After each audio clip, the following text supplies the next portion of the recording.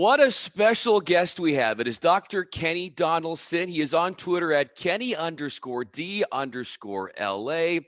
He is a vibrant part of the UCLA athletic community. He went to UCLA, graduated in 1997, and currently is an associate athletic director overseeing beach volleyball, indoor volleyball, and the water polo teams. He's also director of equity, diversity, and inclusion there, and works as an advisor for the Black Student Athlete Alliance. So a lot to discuss with Kenny, who is a staple around the UCLA athletic front, and so many stories. Used to be an academic advisor with the UCLA women's and basketball team. So a lot of stories here to uncover and discuss with Kenny. I'm Bryan Fenley, an anchor at Fox Sports Radio. I'm also a co-host for the Bruin Insider Show, which is part of UCLA's relationship with Learfield IMG College. It's sort of like the coaches show. We do that during the basketball and football season. And this is going to be a spotlight on Kenny, which I'm really excited about. And before we begin, Kenny, for those of you who are watching with the video in this conversation, I love the t-shirt, Kenny, because I saw the picture a couple days ago. We're taping this on May 3rd on a Monday. And you were able to witness the UCLA Bruins on the beach volleyball front win the Pac-12 championship. Can you explain the excitement, the thrill of being there and witnessing that moment? Yeah, absolutely, Brian. First of all, thanks so much for having me on your show. Like I had mentioned, huge fan, love to see the Bruins that you bring in, and you do such a great job with it. So I'm honored to be on the show. But, as you mentioned, Brian, this is my first full year as an administrator. You and I talked about, I started in 2019 as an administrator overseeing sports. And unfortunately, because of COVID, our seasons were wiped out. And, at that time, beach volleyball was the defending two-time national champions and hoping to move towards our third national championship. So to have that season interrupted, especially my first year as an administrator, was a difficult time for me. So talking to the coaches, talking to the student athletes, and not knowing what the future held, to see the joy on their faces, as you mentioned, to win a Pac-12 championship this past year, when we didn't know if we were even going to have a season, let alone reach the championship, and to win it at Mapes Court at UCLA was just, kind of icing on the cake. And for me,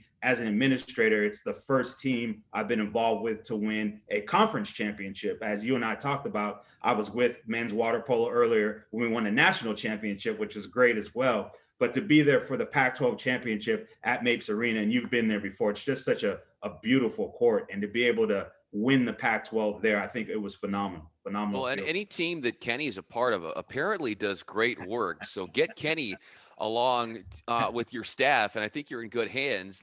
And what also was nice to see through that run in the Pac-12 tournament for beach volleyball was a victory against USC. Well, we'll always take that on Absolutely. the way to winning the Pac-12 title. And like you mentioned, Kenny, you have been in your prior stint at UCLA. You worked directly with the men's basketball and women's basketball teams as an academic coordinator / advisor.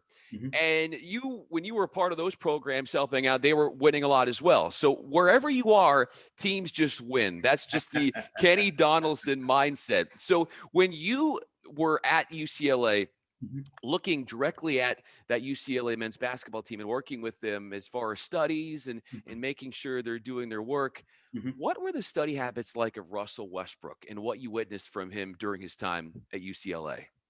Yeah, great question, Brian. So I think, when a lot of people see that competitiveness and that streak that Russell brings, he would bring the same thing to the classroom. So I tell people I didn't check every class, but one of my jobs was, doing class checks. Russell never missed a class in the 2 years that he was here. I think I kind of told you, if I asked Russell to be somewhere at 11, he would be there at 10:55.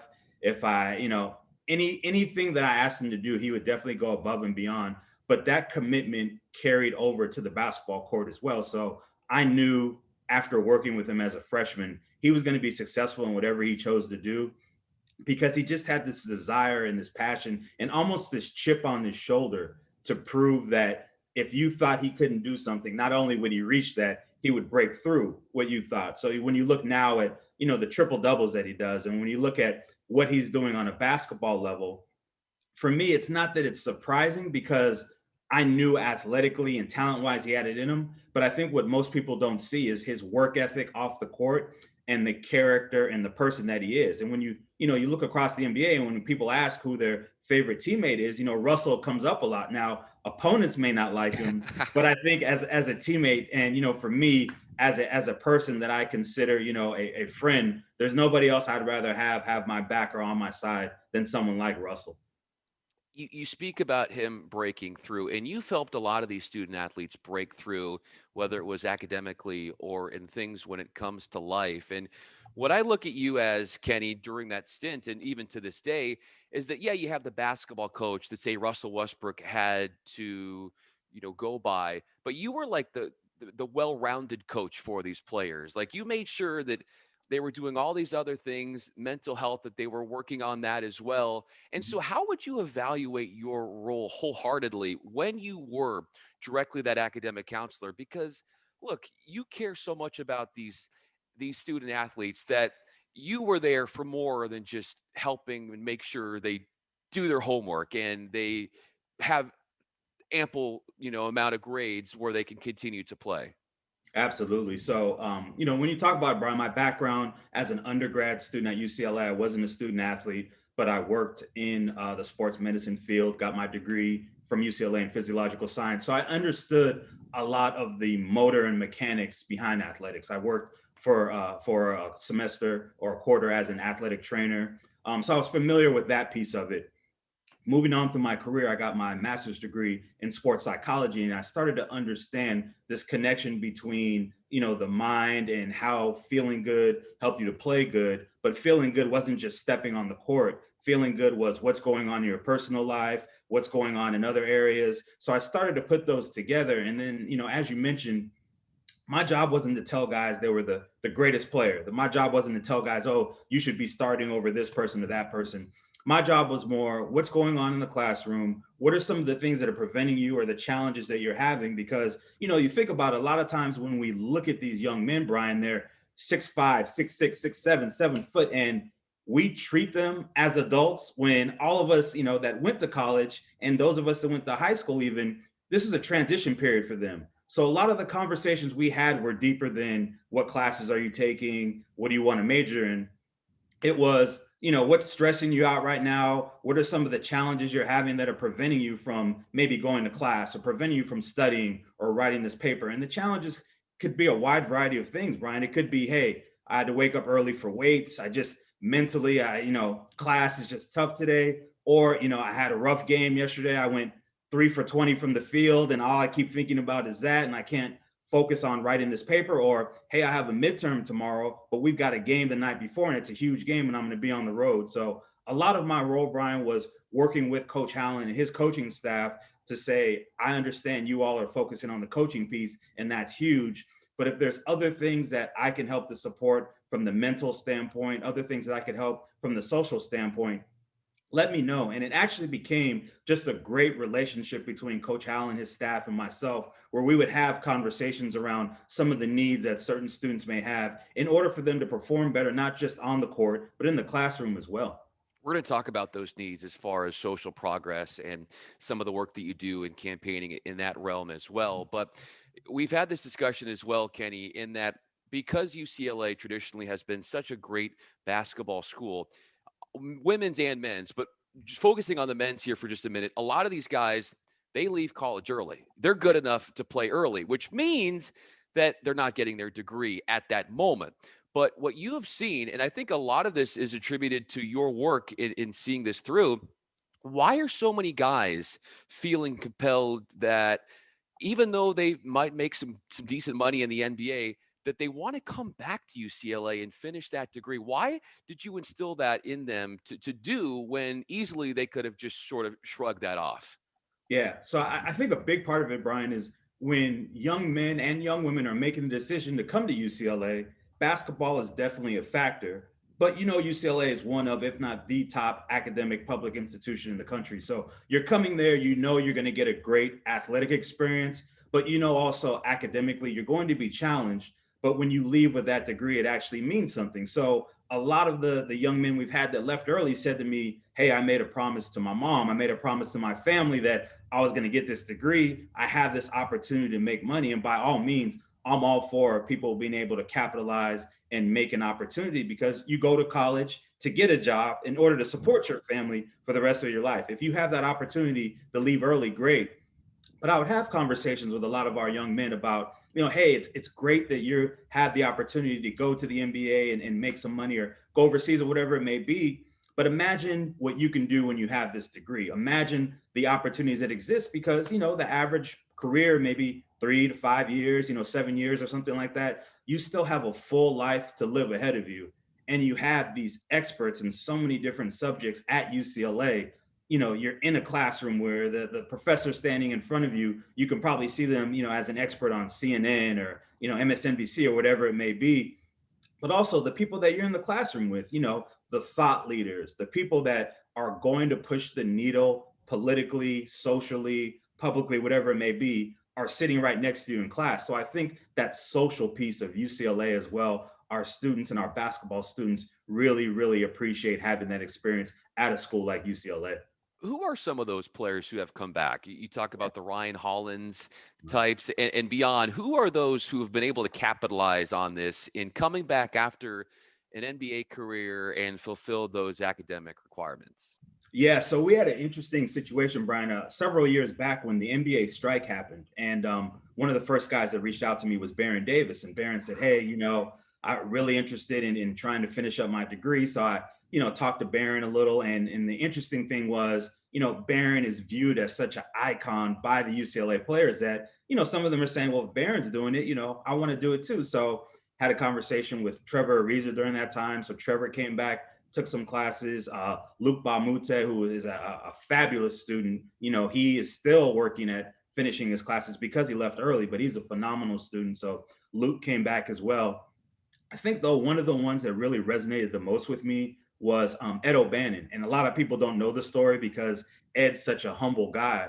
But when Ed was going through a lot of things with the NCAA about name, image, and likeness, as we see now, Ed actually thought that it would be contradictory of him to talk about getting a degree and going to college without him finishing himself. So Ed, people didn't know, Ed quietly came back. He was driving back and forth from Las Vegas, where he lived, taking classes. So, a lot of the young people didn't know who he was, but just imagine you're walking on campus and you see Ed O'Bannon, 95 national champion, walking to class, finishing up. I think that Ed finishing his degree was one of the greatest moments for me as an academic advisor to see him complete that, because I went to school here with Ed. So that was great.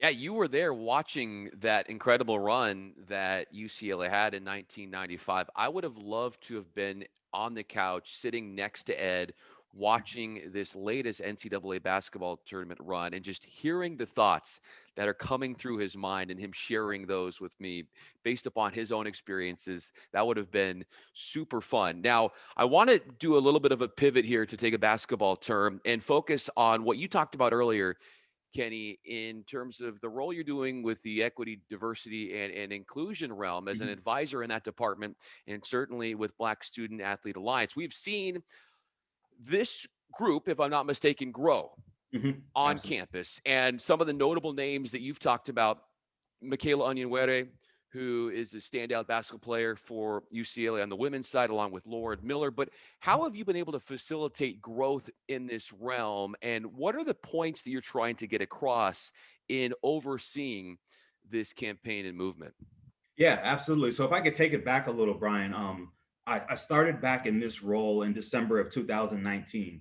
So as we move through 2020, as many people are aware, there is a heightened sense of what was going on in society, what was going on, with different activities that had happened, and a lot of Black student athletes, either singularly or as a group, would come and talk to me about, they wanted to do some action, they wanted some activism, they had this platform and this voice. And I think the tipping point, it was interesting. We did a panel of Black student athletes at the women's basketball game in February. And a lot of them talked about, their experiences as Black student athletes at UCLA. But once the George Floyd incident happened, and with the death of George Floyd, a lot of them felt like this talk is great, but we need some action. So, I put it on them. how do you want to mobilize? What's the best way to do this? So we started having reflective spaces over Zoom because we were moving into the pandemic, as you're aware, and it's difficult to meet in person. As we started meeting in Zoom, different student athletes started expressing, Black student athletes started expressing, I'd love to use social media to get a message out, or I'd love to use my platform to get my message out on my team. And a lot of them had conversations on their team that was happening that was very productive. But what was more important, Bryan, is we started to realize that some of the Black student athletes that may have been only the one or two Black student athlete on their team may not have been having these conversations or may not have had these spaces. So what the group actually did is it provided some of our Black student athletes the space and the voice to be able to be heard, but it also empowered them to go back to their teams and have some conversations with their teammates that they may not have been having, saying, hey, when I step on the field, when I step on the court, when I jump in the pool, it's hard for me to block out what's going on because it affects my community. It affects people that look like me. So I want you as my teammates to kind of know this. And it's really generated, this conversation in this culture within our department where we're having a lot of difficult but courageous conversations. And my goal and my job is to help coaches that may either not feel comfortable or not know what to say or not know how to generate that, but also provide education and resources so that we can build a culture within our department where equity, diversity, and inclusion is at the forefront of everything that we do. Specifically, what have you seen from Lauren Miller and Michaela Onyenwere and what they're doing to feel inspired and get their messages out? Yeah, so when you talk about Michaela, Lauren, who are part of our Black Student Athlete Alliance, but also their teammates, Cam and Charisma, some of the things that they're doing, and I would definitely invite your listeners and your watchers to check it out, is on the UCLA women's basketball YouTube.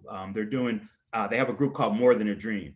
And basically, what More Than a Dream does is it provides educational pieces around Black history. So whether it's, Black history from the past, or current Black history, things going on in Black culture, what Lauren, Michaela, Cam, and Charisma thought it was best to do is, instead of just having conversation with their teammates, why not educate them as well? Why not generate this discussion of, I went to school, in the 80s and 90s, and I didn't learn a lot about Black culture. And what they're doing is educating their teammates, their coaches, and others to say, hey, did you know about, the Tulsa massacre? Did you know about the Tulsa riots? Did you know about these things that now movies are being made on and people are finding out about them? Fred Hampton, the Black Panthers, and things of that nature. But this is all a part of American history. I know we use the term Black history, but I always say Black history is American history. It's part of American culture. And I really credit the More Than a Dream group with women's basketball who are putting that out there and educating folks about this. What is it about you? And we're joined by Dr. Kenny Donaldson, Associate Athletic Director, Beach Volleyball, Indoor Volleyball, Water Polo teams, and Director of Equity, Diversity, and Inclusion at UCLA. I'm Bryan Fenley. What is it about you, Kenny, that makes these student athletes in settings like that, which you're describing, so comfortable about being transparent about hard times that they have experienced and racism or feeling like they were slighted in ways where they can talk about that with you and feel like it's a safe space? Yeah, I think one of the best things, Bryan, is I realized, what I term my positionality. I realized that I wasn't a former student athlete. I, love athletics, but wasn't involved. But I also don't have this power dynamic of playing time or whether, how much you play, how much time you get, whether you get cut, whether you stay on the team. So I think what I'm hoping that student athletes pick up from me is my goal is to make sure that all of our student athletes have the best holistic experience they can while at UCLA. And I feel like a lot of times student athletes get boxed into, you play basketball, you play football, you do this or you do that, and that's all that you really are. And as you see a lot, especially with LeBron James and the more than an athlete conversation that people are having, our athletes are so multifaceted, and now the ability to get information, the ability to educate yourself and to be an activist or an advocate on social media has heightened even since when I was a student from 92 to 97 at UCLA. So what I try to tap into is, what's that passion that you have? What's going on in your life that we can get out there And what are things that I can have conversation with you that maybe your coach doesn't have the time or ability to have the conversation with you, or maybe you just need someone that's not a coach to have those conversations with. And I think specifically, as you mentioned, with our Black student athletes, my background in social justice, equity, diversity, and inclusion, I got my doctorate, as you mentioned, in higher ed administration. And a lot of the work and the focus I did is looking at historically athletic movements in social justice. As you can see, I have the Olympic Black Power salute, a poster of that. And a lot of the work and research and things that I do are how can student athletes, especially those from marginalized communities, use their voice and use their platform to create social change. So I think the student athletes, and again, it starts with building that trust, but I think they know that they can trust me.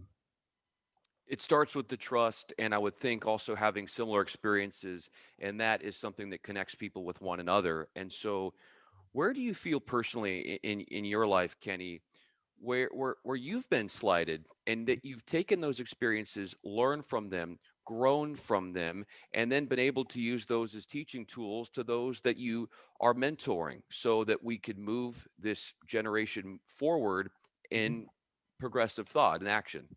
Yeah. So I mentioned 92 to 97 when I was at UCLA, I was a physiological science major. My goal was to be a doctor, hopefully a sports medicine doctor. And as I started tapping into and reaching out to people and having conversations, there weren't a lot of people that looked like me. And what I kept hearing is, this is a difficult field. This is a hard field. No one was really supportive and saying, this is hard and difficult, but I think you can do it. So the message that I took in, Bryan, was someone that looks like me, someone that's Black, someone, from a background like mine couldn't be a sports medicine doctor.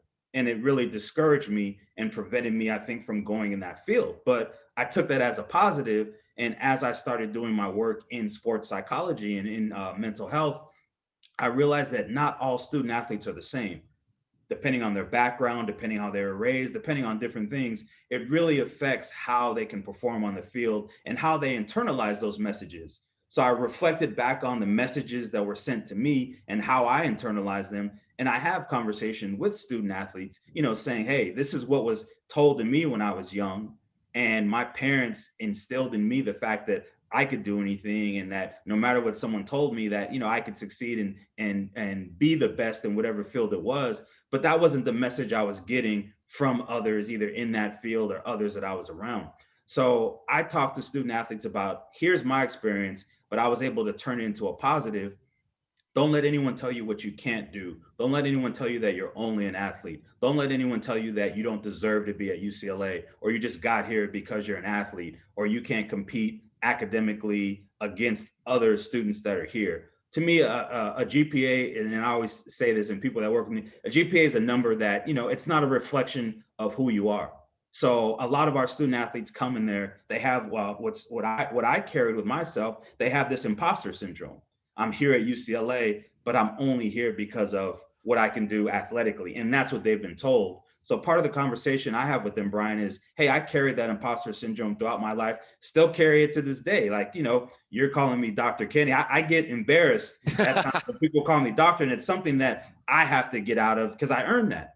But I have conversation with them about some of my insecurities and some of the things, especially as a Black man, that my parents instilled in me, but society and community as a whole may not have instilled that in me. And how can I support them, no matter what their race, their gender, no matter what it is, but based on the experiences and the things that I internalized, how can I help them to overcome those challenges? That insecurity is something that was not birthed by you. That was from the experiences that you dealt with. And I think it's so powerful, Kenny, that you talk about how when you were trying to figure out what you wanted to do with your life, and when people sort of said, I don't think you can do that, where you've taken that and gone the 180 and now leading people into telling all of them you can do Right. that. So you have turned a negative into a positive, and that deserves to be commended because Thank you. you let one roadblock turn into an open highway for many to pursue their dreams. And someone who has been working with you, and I saw the picture, I think it was right after UCLA won the beach volleyball Pac-12 championship a couple days ago, Yeah. and being able to celebrate that moment as well with Martin Jarman, the new Right. athletic director. And I know that look, with COVID and with people working from home, perhaps you would be seeing Martin. We all would more often if it weren't for COVID. If things were not like it is, and hopefully as we get closer to getting more to a normal state, we will see more of Martin. But from what you've seen or what you've witnessed so far in those limited experiences with Martin, Mhm. Kenny, what has Martin done for this school? Yeah. Yeah. So first, I do want to go back, Bryan, and recognize like Dan Guerrero is a mentor of mine. So I worked at UCLA as a student when Dan was here. Worked later with men's basketball and women's basketball, as you mentioned. And Dan, I consider Dan a mentor, a friend, someone I can always reach out to. And I think Dan set the foundation of UCLA athletics. What I think Martin has done is, Martin understands how you tap in to young students, and social media is a big part of Martin's presence. But overall, what I think Martin's brought to the department is, as you mentioned, we're going through this pandemic. Athletics is just changing so much over these last few years. If you talk about name, image, and likeness, if you talk about, salaries, you talk about hiring and, just this quick microwave culture, what Martin has brought is this positivity of, hey, we're going through this, but we're going through this together. How can I support you through this? And I think he brings that enthusiasm and positivity to everything that he does, and it becomes infectious. So, you get around him and you're saying, if this person who's overseeing this big enterprise where so much negativity has happened, and if he can be positive, I've got to be positive as well. So when I have conversations with my coaches that I work with student athletes and people like that, it's about bringing that positivity every day. It's about bringing that energy and the stuff that Martin talks about and being elite with, energy, leadership, integrity, toughness, and excellence. That's what Martin says. Elite. UCLA should be elite. Those are the things that I think about every day when I step to work, whether it's, talking to somebody over Zoom, whether it's talking to a student athlete about some challenges they're having, a coach about challenges they're having, or things like that.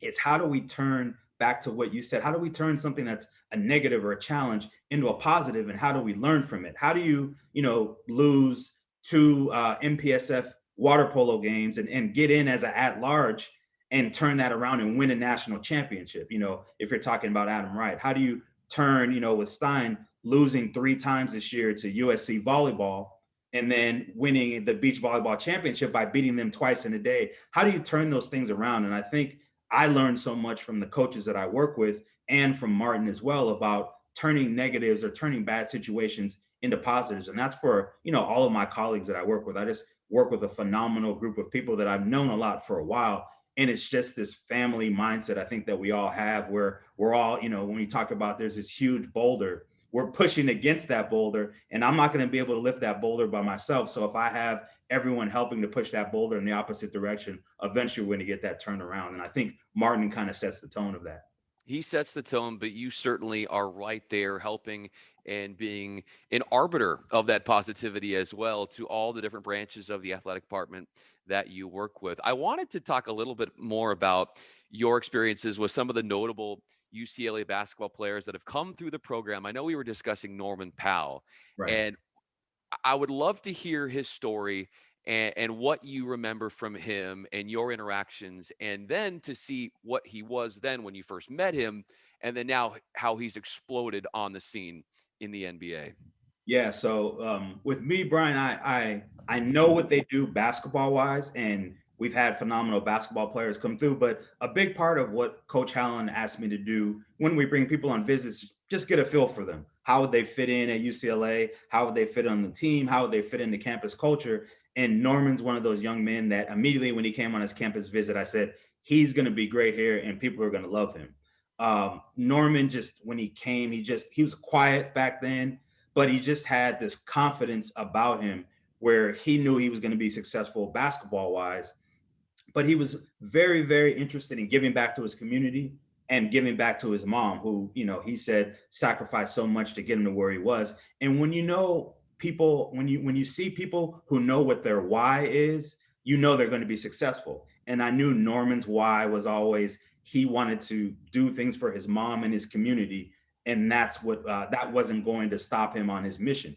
So when it came to UCLA and being, a guy that was here for 4 years, and people look down on 4 year guys and say, well, if you were good enough, you'd leave year one and year two. Norman knew that there were building blocks that he had to do to get to where he was. But he also said, I want to get my degree and I want to talk to my community to say, look, I play in the NBA, but I got my degree. His understand the grind clothing line and things he does with that, give back to his community. And he's so invested in his community back in San Diego, but also to see his mom, Sharon, just the smile she gets on her face when she talks about Norman and how she lights up, and just everything about Norman I see in Sharon as well. Just you could tell when people have that family and that community support, that nothing will stop them from being successful. And I saw that in Norman from the start. What is the why in what made Darren Collison successful? Yeah. So Darren, his mom, June, his dad, Dennis. It wasn't that Darren necessarily felt like he had to give back to his parents, because his parents were all, they were doing relatively well. So it wasn't this idea of I have to give back to my parents, but it was this disappointment. Darren was like, I don't want to disappoint my mom and dad. They've supported me. They've done so much for me. I don't want to disappoint them. So for me, Bryan, the leverage I use is, okay, Darren, you don't want to go to class today, or you don't feel like going to class today. When I see your mom, later, I'll make a mention that, yeah, Darren was kind of tired. He didn't want to go to class today. And that immediately would say, all right, kid, I'm going to get up and go to class today. And I use, there's the carrot and the stick that you use at times, but I always knew with June and Dennis, if I ever reached out and I just said, hey, Darren's exhausted. I know, he's studying, he's doing a lot, call in, check with him, see how he's doing. Because sometimes Darren might not call home, and June would understand. She said, okay, I'll call Darren just to check in on him. His thing was he never wanted to let his parents down. And I understand that and knew that was going to drive him to be successful. And his and your life, they came full circle, because with Darren and what he does now in promoting the game of basketball with these workout clinics and mentoring players, your son, if I'm not mistaken, found his way to one of his workout clinics. Take us through what that unique journey was like. So yeah, it was an interesting situation. So I saw, I text Darren all the time, and I just said, I know you want to go back and play. I know you want to go back and play. And he says, hey, I have opportunities to play, but I love what I'm doing right now, teaching the game to young people. And I said, hey, my youngest son, or excuse me, my oldest son really, really loves basketball. He loves to work out and stuff like that.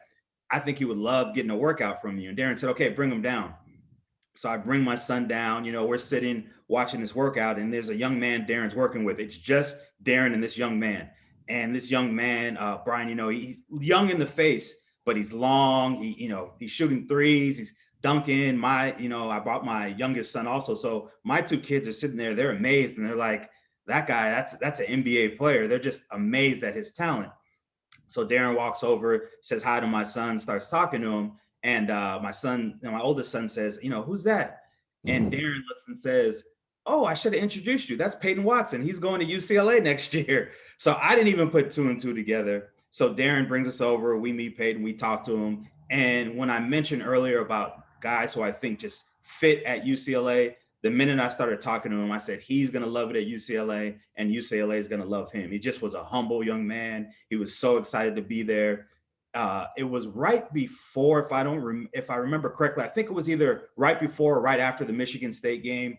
And we both said, like, hey, they have the pieces in place. Mick is a phenomenal coach. Who knows what might happen if we get on a run. And little did we know we'd go on that Final Four run that we did.